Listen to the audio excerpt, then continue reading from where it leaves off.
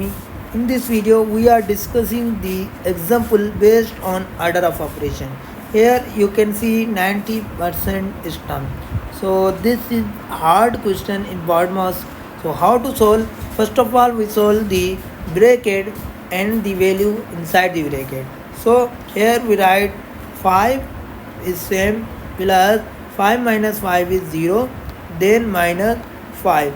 So here this 5 is in plus and this 5 is in minus. So here plus 5 and minus 5, answer is 0. So final answer of this question is 0. If you like this video, please subscribe our YouTube channel and watch the previous video on in playlist order of operation for beginners.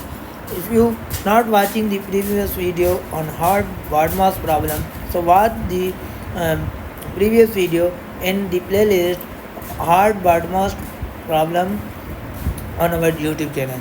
If you like this video, again subscribe our YouTube channel.